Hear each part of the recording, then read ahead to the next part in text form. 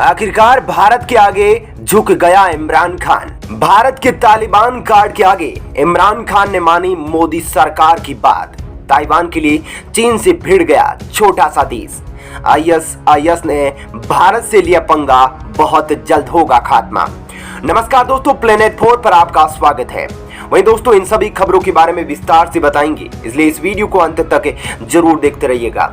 दोस्तों, Syria Iraq में तबाही मचाने वाले आतंकी संगठन आईएसआईएस भारत के लिए एक ऐसा बयान दे गया है जो वाकई बहुत ही ज्यादा चौंकाने वाला है। जहां एक और आईएसआईएस अपना नया ठिकाना अफगानिस्तान और अफगानिस्तान से सटे पाकिस्तान में बनाने में जुटा है, और हाल ही में पाकिस्तान के लिए भी उसने ये कहा था कि उसका पहला टारगेट पाकिस्तान है। लेकिन अब आईएसआईएस का जो बयान आया है, जो दिखाता है कि वह भारत की प्रति क्या मंशा रखता है। लेकिन दोस्तों, कहते हैं ना कि जो बोएगा वो काटेगा, और आईएसआईएस अपनी मौत की दावत दे रहा है जो भारत से उसे जरूर मिलेगी। पाकिस्तान की तरह भारत वो देश नहीं है जो आतंकियों के सामने घुटने टेक दे। दोस्तों, इस वैश्विक आतंकी संगठन आईएसआईएस ने भारत में अशांति फैलाने के इरादे से नई साजिश रच ली है और प्लान तैयार कर लिया है। इसका इशारा उसने अपनी पत्रिका वॉइस ऑफ हिंद में भारत के मंदिरों की मूर्तियां खंडित करने के आह्वान करके किया है। अब दोस्तों, ये लोग उसी समय को दोहराने की बात कर रहे हैं जो कि मध्यकाल के समय और मुगलों के शासन के समय भारत में हिंदू और हिंदू देवताओं के साथ हुआ था। लेकिन अब भारत एक लोकतांत्रिक देश है, ना कि यहाँ पर राजाओं का शासन है। खैर, इसने वॉइस ऑफ हिंद पत्रिका के मुख्य पृष्ठ पर कर्नाटक के मुरुदेश्वर महादेव की क्षतिग्रस्त मूर्ति का कंप्यूटर पर तैयार किया गया भड़काऊ फोटो भी प्रकाशित किया है। पत्रिका में तस्वीर के नीचे लिखा है कि झूठे भगवान को नष्ट करने का समय आ गया है। क्षतिग्रस्त मूर्ति पर आईएसआईएस का झंडा भी लगाया गया है। दोस्तों, अब आईएसआईएस समर्थित पत्रिका की यह खबर और इसके कवर पेज की तस्वीर सोशल मीडिया पर वायरल हो रही है। इससे सांप्रदायिक सौहार्द भड़काने की कोशिश की जा रही है। इसके बाद दोस्तों, कर्नाटक की कुमटा के भाजपा विधायक दिनकर केशव सेठी ने फोटो का संज्ञान लेकर अपने फेसबुक अकाउंट पर इसे साझा किया है। सेठी ने सरकार से मामले में सख्त कार्रवाई का आग्रह किया। हालांकि दोस्तों, सोचने वाली बात यह है कि इस पत्रिका का प्रकाशन पाकिस्तान और बांग्लादेश जैसे देशों से हुआ है, जहां पर लगातार हिंदुओं के मंदिरों पर हमले होते रहते हैं और हिंदुओं को कुचलने की साजिश रची जाती है। अब ये देखना भी दिलचस्प होगा कि सरकार इस पर क्या स्टेप लेती है। लेकिन आईएसआईएस के इस बयान पर आप क्या कहना चाहते हैं, कमेंट सेक्शन में जरूर बताइएगा। इसके अलावा दोस्तों, कटोरा खान पाकिस्तान से बड़ी खबर है। पाकिस्तान का प्रधानमंत्री इमरान खान एक बार फिर भारत के आगे झुक गया है। पाकिस्तान की कमर कुछ ज्यादा ही अकड़ में थी, लेकिन भारत ने लात मारकर उसको ढीला कर दिया है और अब वह भारत के सामने झुककर सलाम भी ठोक रहा है।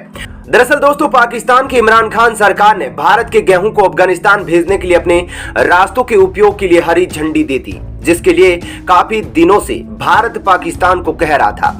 हालांकि पहले भारत पाकिस्तान का सहारा नहीं लेता था, बल्कि सीधे भारत अफगानिस्तान को मदद पहुंचाने के लिए ईरान के चाबहार पोर्ट का सहारा लेता था, जहां से अफगानिस्तान में चीजों को भेजा जाता था। लेकिन इस बार काफी दिनों से सीमा पर भारत में गेहूं से लगे ट्रक खड़े थे, वे सीमा पर अटके पड़े थे। पाकिस्तान इसको मंजूरी नहीं दे रहा था, लेकिन भारत ने पाकिस्तान के खिलाफ तालिबान कार्ड खेल दिया और पाकिस्तान को हार मानकर भारत द्वारा अफगानिस्तान को दी जा रही मदद को स्वीकार करना पड़ा। क्योंकि एक और भारत जहां पाकिस्तान पर दबाव बना रहा था, वो तो वहीं तालिबान पाकिस्तान के ऊपर प्रेशर बना रहा था, जिसकी वजह से पाकिस्तानी प्रधानमंत्री के ऑफिशियल ट्विटर हैंडल से ट्वीट कर इस बात की जानकारी दी गई कि पाकिस्तान प्रधानमंत्री इमरान खान ने कैबिनेट की बैठक में सभी मंत्रालयों को सहायता प्रदान करने का निर्देश दिया है।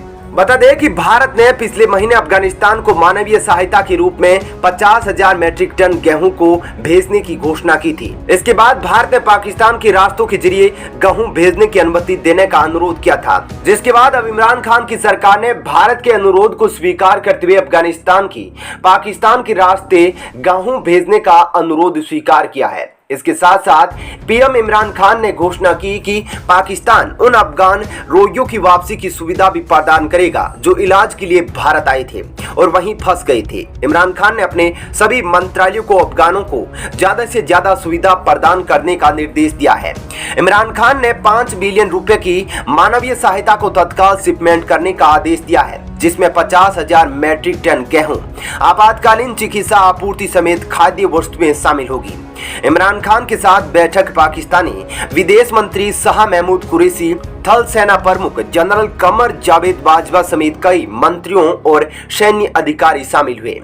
वहीं दोस्तों, विस्तारवादी राक्षस चीन जो बहुत ही ज्यादा अखर दिखा रहा था ताइवान के मुद्दे पर, उसकी अकल को ठिकाने एक छोटे से देश लिथुआनिया ने लगा दिया है, जिसके बाद ड्रैगन अब लिथुआनिया को अंजाम भुगतने की धमकी दे रहा है। हम जानेंगे कि लिथुआनिया ने ऐसा क्या काम कर दिया है जिसकी वजह से चीन के पिछवाड़े में मिर्ची लगी हुई है।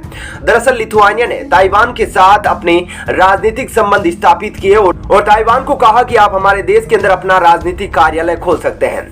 जैसा कि आपको पता है, चीन ताइवान को लेकर बहुत ही ज्यादा संजीदा विचार रखता है और कोई भी बाहरी काम को बर्दाश्त नहीं कर सकता। इसी वजह से चीन ने रविवार को लिथुआनिया के साथ अपने आधिकारिक संबंध राजदूत स्तर से नीचे कर दिए। उसने यह कदम तब उठाया जब बाल्टिक देश ने ताइवान को अपने यहां एक प्रतिनिधित्व कार्यालय खोलने की अनुमति दी है। दरअसल ताइवान पर चीन अपना दावा जताता है। इससे पहले बीजिंग ने लिथुआनिया के राजदूत को निष्कासित कर दिया और देश से अपने राजदूत को भी वापस बुला लिया। बीजिंग का कहना है कि ताइवान के पास विदेशों के साथ संबंध स्थापित करने का कोई अधिकार नहीं है। चीन की यह प्रतिक्रिया ताइवान पर सत्तारूढ़ कम्युनिस्ट पार्टी के दावे को लेकर उसकी संवेदनशीलता को दिखाती है। विदेश मंत्रालय ने रविवार को कहा कि दूतावास के दूसरे नंबर के अधिकारी स्तर तक संबंधों को कम कर दिया जाएगा। लिथुआनिया का यह कदम ताइवान के साथ संबंधों को बढ़ाने में सरकार के बीच उसके बढ़ते हितों को दिखाता है। दोस्तों, ताइवान ऐसे समय में व्यापार और उच्च तकनीक वाले उद्योगों का एक प्रमुख केंद्र बना है। जब बीजिंग ने अपनी आक्रामक विदेश और सैन्य नीति के साथ अपने पड़ोसियों और पश्चिमी सरकार को परेशानी में डाल दिया। इससे पहले चीन ने इस बाल्टिक देश को इसका नतीजा भुगतने की धमकी दी थी। चीनी विदेश मंत्रालय के प्रवक्ता झाओ लिजियान ने कहा कि लिथुआनिया जो बोएगा वह काटेगा। झाओ ने इस बारे में विस्तार से नहीं बताया था। उन्होंने लिथुआनिया के कदम को गलत और चीन के आंतरिक मामलों में दखलंदाजी करार दिया। गुरुवार को खुले कार्यालय पर ताइवान नाम लिखा है, न कि चीनी ताइपे। चीन की नाराजगी से बचने के लिए अंतर्राष्ट्रीय ओलंपिक समिति और कई देश ताइवान को चीनी ताइपे नाम से संबोधित करते हैं। वहीं चीन ने 15 देशों को ताइवान से संबंध खत्म करने के लिए राजी कर लिया है। इनमें से ज्यादातर अफ्रीका और लातिन अमेरिका में छोटे और गरीब देश है। अमेरिका और जापान समेत कई सरकारों के ताइवान के साथ व्यापक वाणिज्यिक संबंध रखने के साथ ही बीजिंग के साथ आधिकारिक कूटनीतिक संबंध है। कई देशों के व्यापार कार्यालयों के जरिए ताइवान की लोकतांत्रिक रूप से निर्वाचित सरकार के साथ संबंध है। यह व्यापार कार्यालय अनौपचारिक दूतावासों के रूप में काम करते हैं।